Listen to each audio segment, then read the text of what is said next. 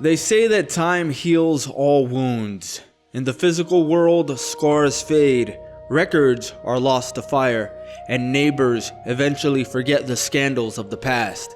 But we don't live solely in the physical world anymore.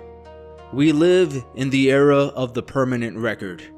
Every choice you make, every image you upload, and every contract you sign is etched into a digital limestone that never erodes. For most, this is a minor inconvenience, a cringy photo from a 2008 house party. But for a specific group of women, the internet is not just a library of their past, it's a prison.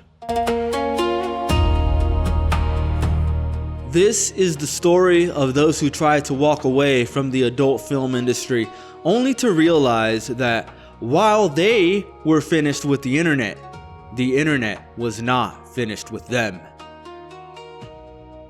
Part 1. The Curse of the Algorithm, Mia Khalifa. In 2014, a young woman spent exactly 3 months working in the adult film industry. 3 months. That's less time than a standard probationary period at a retail job. Her name was Mia Khalifa. By the end of those 90 days, she was not just a performer, she was a global phenomenon, a lightning rod for cultural and religious controversy. And then, she quit. Mia attempted to pivot. She took a job as a bookkeeper. She tried to live a quiet life in the suburbs, but the algorithm had other plans. Because her content generated so much engagement, so many clicks, so much watch time, as they say, the platforms had no financial incentive to let her disappear. Even today, 12 years later, if you search for the most famous figures in that industry, her name remains at the top. She has spoken about the digital shadow that looms over her romantic life and her family. Her parents, citing the public nature of her work, excommunicated her. The tragedy of the modern era is that rebranding is a luxury the search engine does not allow.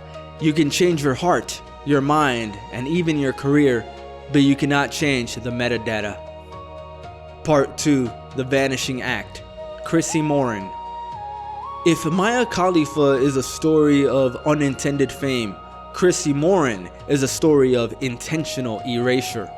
In the early 2000s, Moran was one of the biggest names in sensitive media. But after a profound personal and religious shift, she didn't just want to quit, she wanted to be deleted. She spent years and thousands of dollars on legal fees trying to scrub her digital footprint. She sent cease and desist orders to every corner of the web. For a moment, it seemed like it was working, but the internet is not a single entity, it is a hydra. For every video that she got removed from a major site, 10 tube sites mirrored it. For every lawsuit she won, a fan-run forum archived her photos. She realized that trying to clean the internet is like trying to vacuum a beach. There's always more sand.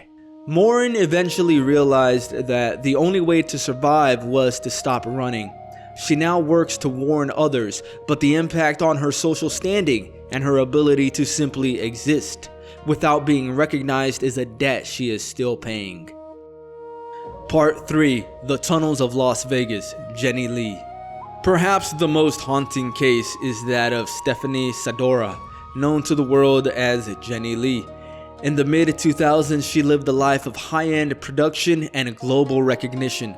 But when the camera lights turned off for the last time, the transition to normalcy was not just difficult, it was impossible.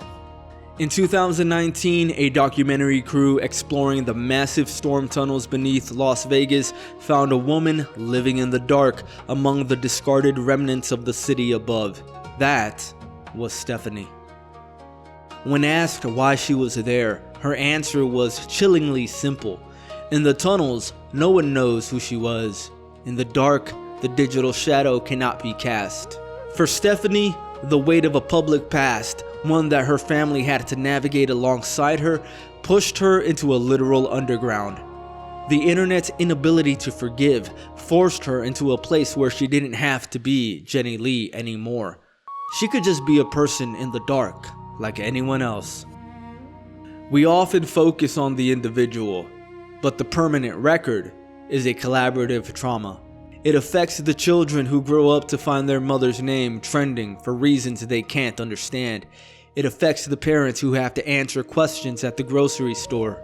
The adult film industry sells a product that is designed to be consumed and forgotten, but the technology it resides on is designed to archive and remember.